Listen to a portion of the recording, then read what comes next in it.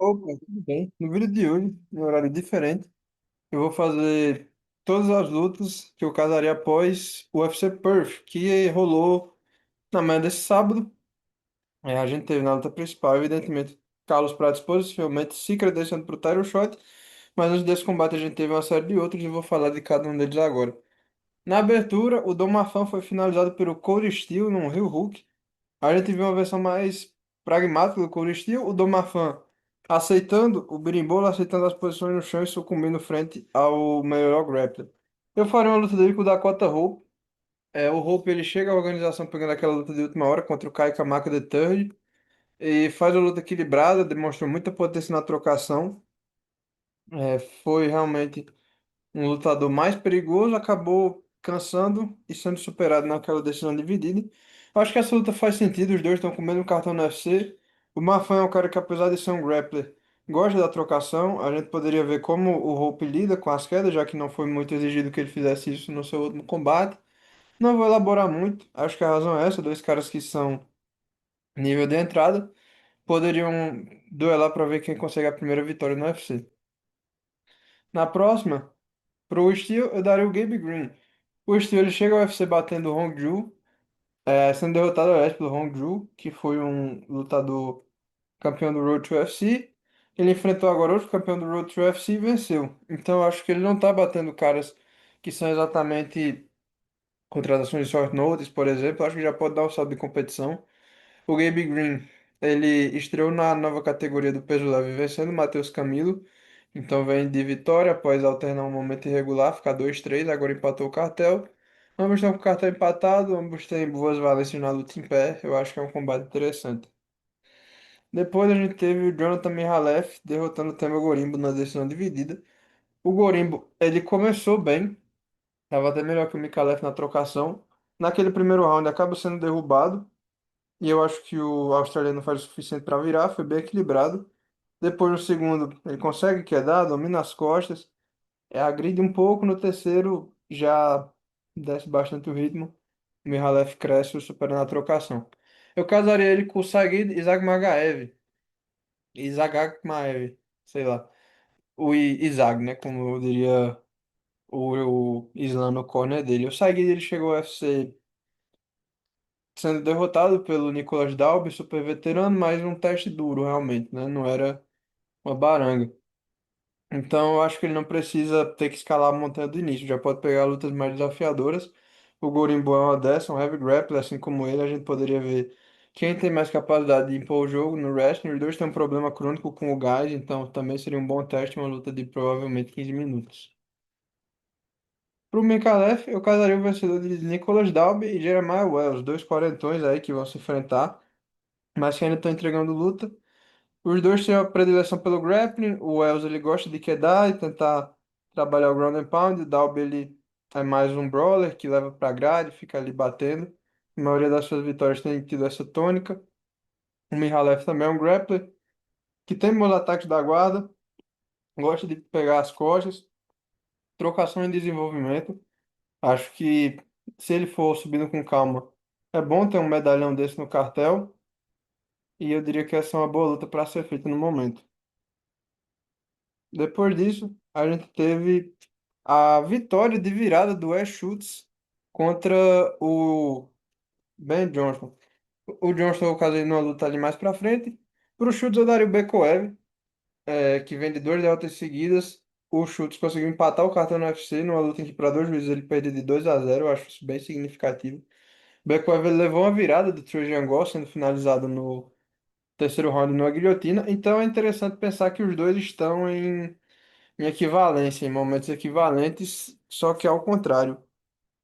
Acho que deu para entender o que eu quis dizer. O Schultz empatou o cartel vencendo, o Bekoev desempatou, empatou o cartel também, só que perdendo duas seguidas. Eu acho que é uma luta interessante.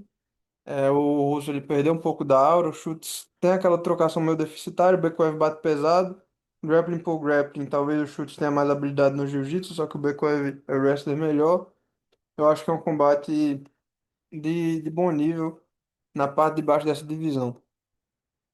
Depois disso, o Vince Morales foi superado numa decisão unânime controversa pelo Kobe Fitness. Ele acabou levando vários botes no primeiro round, perdendo claramente. No segundo, a luta ficou mais em pé. O Thick Ness se mostrou um pouco desleixado. Tocou mais andando para trás, só que o Vince Morales parecia ter os golpes mais pesados. Luta equilibradíssima. É aquela coisa. Não deixa nas mãos dos juízes. O Morales, mais uma vez, faz uma luta muito equilibrada e não consegue vencer. Se não for demitido, o que eu acho improvável, eu casaria ele com o Toshiomi Kazama. O Kazama ele tem uma vitória nas 4 lutas que fez no UFC. Aparentemente o contrato dele foi renovado, então talvez continue na companhia. O Vince não venceu nessa sua segunda passagem, agora 4 derrotas seguidas. Mas caso fique, eu faria essa luta. São dois caras que gostam muito do jiu-jitsu, de berimbolar e ficar naquela luta de chão mais solta. O Kazama é bem bom nesse aspecto. Acho que seria uma luta muito equilibrada, principalmente no grappling. Pro Thickness, eu casaria o Santiago Luna. O Border Boy ele tá 2-0, ao passo que o Thickness tá 2-1. Ambos não tiveram uma competição tão grande, nenhum dos seus oponentes é, teve um cartel positivo no UFC. O Kobe bateu 3-9 Vince Morales e o 0-2 Josias Mussado. O Santiago Luna bateu 1-3 Pang Lee, 0-2 Angel Pacheco. Então, são momentos equivalentes.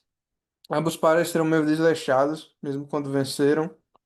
Eu acho que é uma luta muito interessante para se fazer.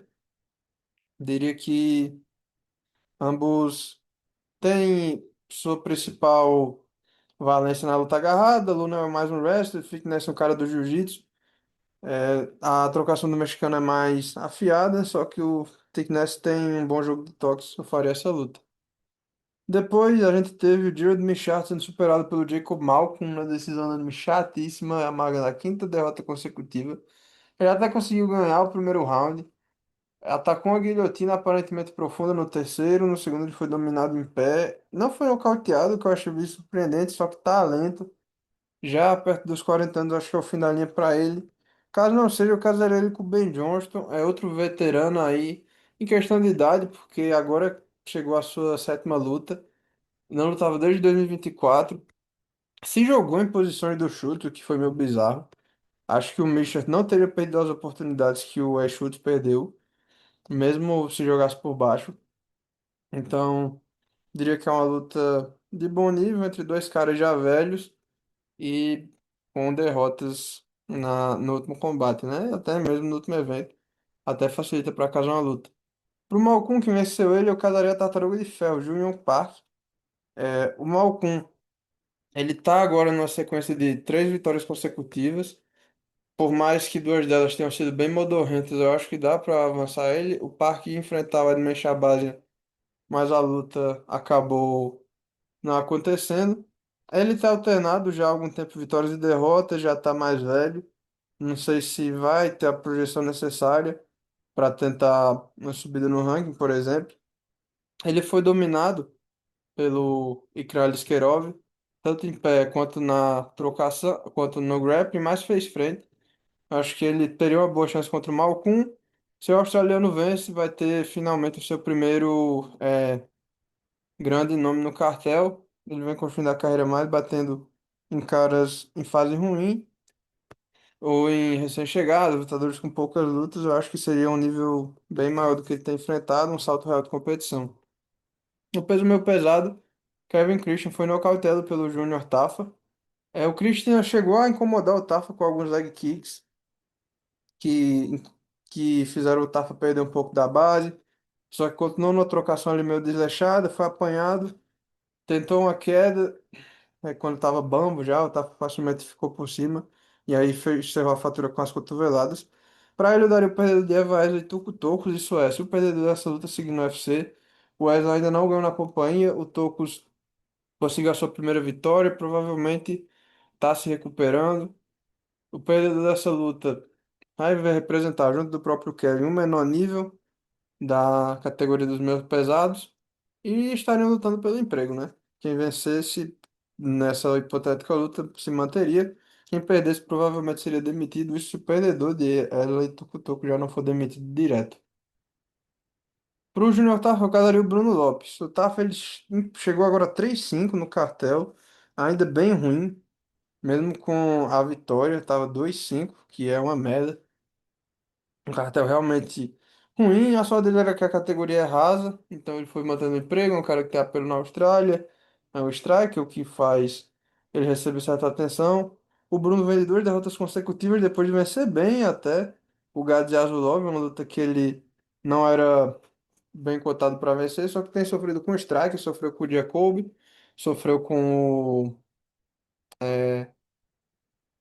o Navarro Sterling, pode sofrer também com o Tafa, se não conseguir derrubar, trabalhar o seu jiu-jitsu.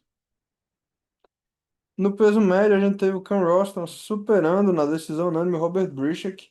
O Roston abusou da sua distância para vencer no primeiro round. Depois disso, viu que o grappling era o caminho de menor resistência e começou a derrubar o Brishak consecutivamente várias vezes. Por baixo, o polonês não teve muita ação e foi derrotado de maneira maiúscula. Eu daria ele para o perdedor de Damian Pinas e César Almeida. Ficariam em posições parecidas, ambos estariam com cartão empatado, são strikers que deixam lutar também. O Brishak é um boxer, mesmo perfil desses dois lutadores, de luta em pé, principalmente com os punhos. Eu acho que estaria em equilíbrio. O Brishak teria a vantagem do poder contra o Cezinha, mas eu não sei se teria contra o Pinas, não ia ter luta agarrada. E aí era uma chance para ele empatar o cartel e ficar com a moral, sendo um lutador que aos 35 anos não deve avançar muito, mas que pode fazer lutas bem divertidas. Pro Ken Roston, eu atenderia o pedido dele no octógono. Marvin Vettori é um bom nome, ele chegou agora 3-0. Provavelmente a UFC deve fazer outro evento australiano ainda esse ano. Ele tem boas performances, tem dois nocautes, conseguiu agora uma decisão bem dominante. Vettori vem de uma sequência terrível de derrotas, quatro consecutivas. Então deve finalmente construir uma carreira fora do ranking. O Roston é um desafio difícil. O Vettori é aquele perfil. Não vai ser nocauteado, dificilmente vai ser finalizado, mas é superável. Já está um pouco passado, mesmo sendo jovem. Era a chance do Roston ter o seu melhor nome no cartel. No peso pesado, a gente teve o Taito Iwasa sendo superado pelo Lewis Sutherland, chegando à sua sétima derrota consecutiva. É bem difícil, realmente, que lutadores superem sequência de derrotas, cinco derrotas e só dois na história, seis derrotas nenhuma. Tuivasa não quebrou essa mística. O Sutherland conseguiu raspar ele em diversos momentos, derrubar. Por cima não fez muito, mas fez o suficiente. Tuivasa ainda teve um ponto deduzido, levou um 30-26 em casa. Ficou bem feio. Acho que o menor nível que tem, a única luta que pode ser vencida por ele no UFC é o Allen Fry Jr., um cara que fez uma luta meio bizarra contra o Guilherme Patti. Os dois ficaram ali se degladiando na grade, naquela curtíssima distância por um tempão, assim. É, uma luta equilibrada, Fry é um strike, só que não teve nada no combate. O combate do Tuivasa contra o, o Lois Sutherland seguiu a mesmíssima tônica. Não acho que os dois têm, têm muito futuro na organização. Se o Tuivasa não for demitido, que é bastante improvável que ele fique, eu faria essa luta. Sei lá por quê, né? Sendo bem honesto. Pro Sutherland, eu daria o Thomas Peterson. Peterson empatou agora o cartel contra o próprio Guilherme Patti. Sutherland conseguiu a sua primeira vitória. É, não fazendo muita coisa, os dois têm o mesmo perfil de wrestling, de ficar ali batendo no ground and pound. Muitas vezes fazendo luta chata, sem muita atividade. A gente poderia ver quem dos dois consegue imprimir melhor esse jogo.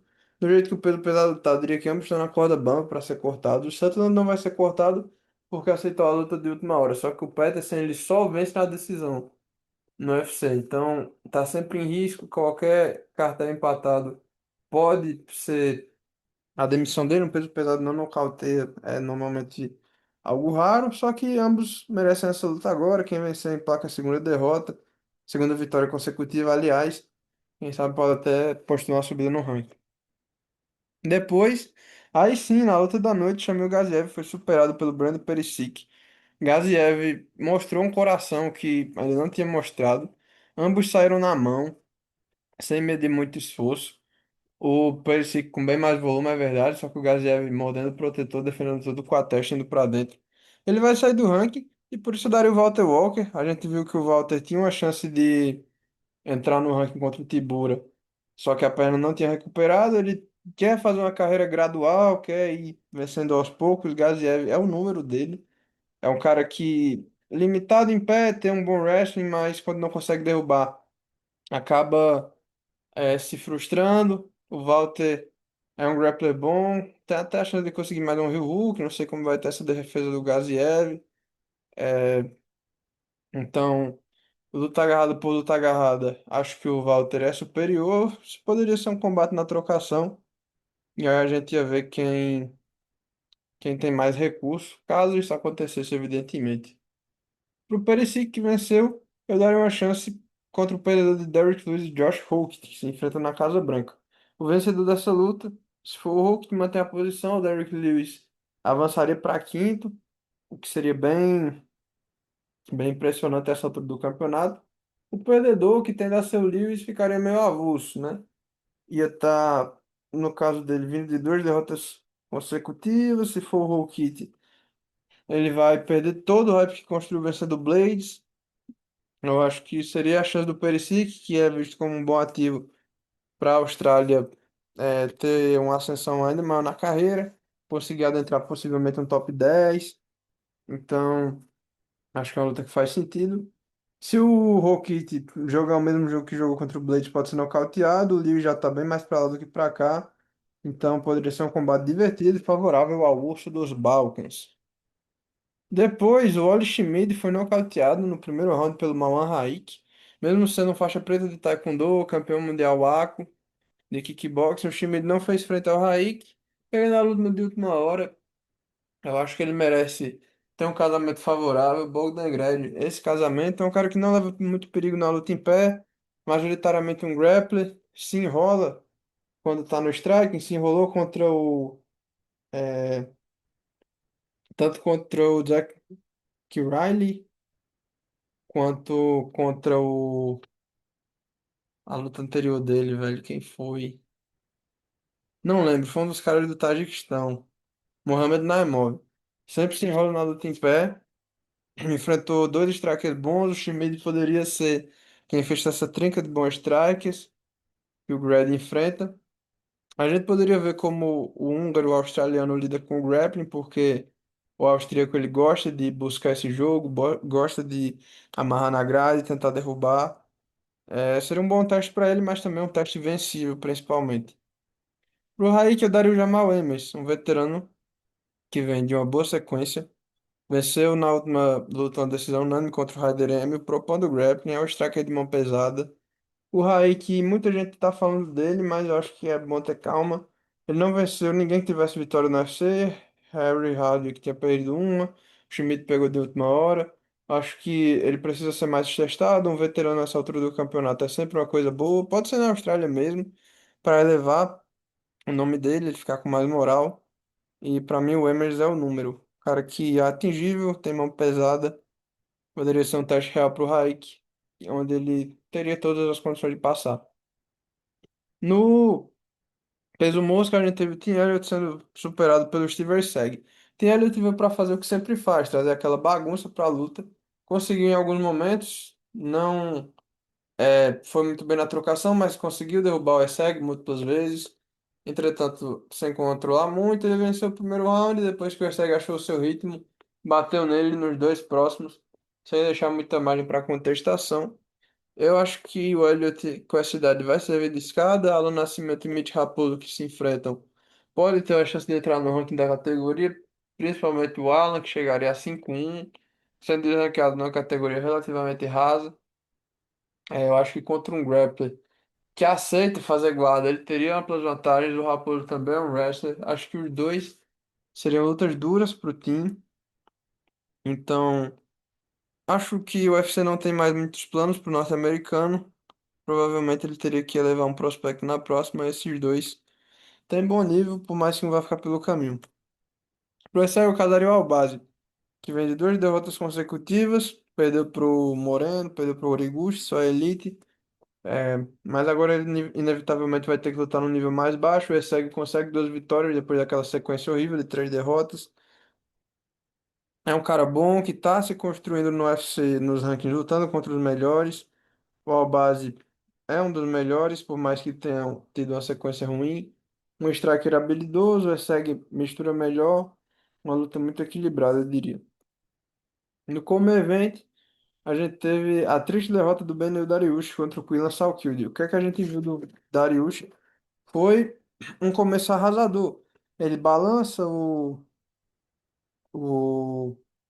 Salkildi em pé, vai pro grappling, fica tentando jiu-jitsu, wrestling em cadeia, dá uma cansada absurda.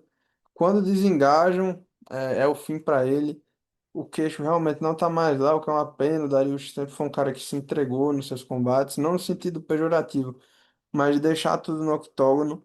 Fez isso mais uma vez. Sinto muito que não tenha sido suficiente para ele sair com a vitória. Notícia boa para o Carlos Diego Ferreira, o CDF, que terá uma chance para mim de se vingar contra o Benny, que ganhou dele numa decisão dividida bem contestável. Então, poderia ser uma despedida humanizada para ambos. O CDF vem de 2 derrotas consecutivas. O Darius também chegou a 2 derrotas. Antes disso, só tinha vencido o Moicano, já tinha perdido mais 2 consecutivas. Chegou a 1-4 nas últimas 5. Uma despedida humanizada aí para 2 caras que figuraram bastante tempo no ranking do peso leve. Só que ele pediu o Garou, só que eu não daria o Garou porque ele vem de derrota. Ao invés disso, eu daria na Austrália o Dan Hooker, que tá com 2 derrotas consecutivas. Armand Sarukian, Beneil e Benoit Saint-Denis, aliás, perdão, 2 caras que o dominaram com facilidade, principalmente através da luta agarrada. Salkildi poderia ir para a briga com o Dan Hooker, só que em algum momento se propôs a queda, eu acho que conseguiria. É um casamento acessível para ele chegar ao top 5. Aliás, o top 10 da divisão da Hooker está em sexto ou sétimo. Então, para continuar essa ascensão dele, aos poucos, sem se expor muito, que é o principal. Depois a gente poderia ver como é que ele luta ali na parte de cima.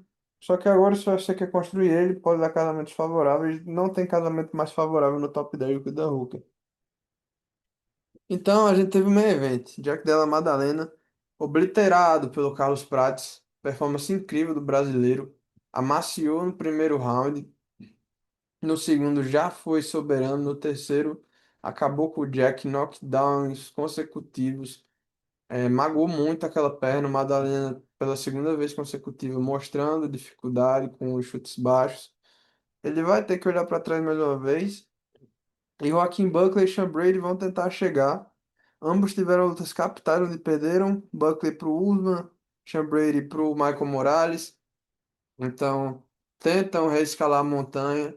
Quem vencer pode enfrentar o Jack Della Maddalena. O Buckley seria uma luta muito divertida porque é um striker menos técnico e mais poderoso. O Brady seria um cara para testar o wrestling do Madalena, depois do que o Makhachev fez, ele ficou muito exposto. Então, quem vencer esse combate voltaria para a corrida, né? Definitivamente, porque Buckley e Brady chegariam a 2 vitórias consecutivas, o Madalena se recuperaria. Então, é lucro para todo mundo, são lutas bem equilibradas. Pro Prats, só pode ser o vencedor de Islam Makhachev, que supostamente enfrentará o Ian Gary. Ele tem que lutar pelo cinturão. Eu coloquei essas interrogações aqui, porque a luta ainda não foi anunciada. Quando for, ficará óbvio para mim que o vencedor vai enfrentar o Prats, que terá a chance de ser o primeiro campeão peso meio médio da história do UFC nascido no Brasil. Espero que isso aconteça desde já. Então, esse foi o vídeo. Talvez amanhã tenha um outro vídeo extra, eu ainda não tenho certeza, mas talvez tenha sido bem favorável fazer esse matchmaking mais cedo, já para deixar todo mundo atualizado. Então, valeu.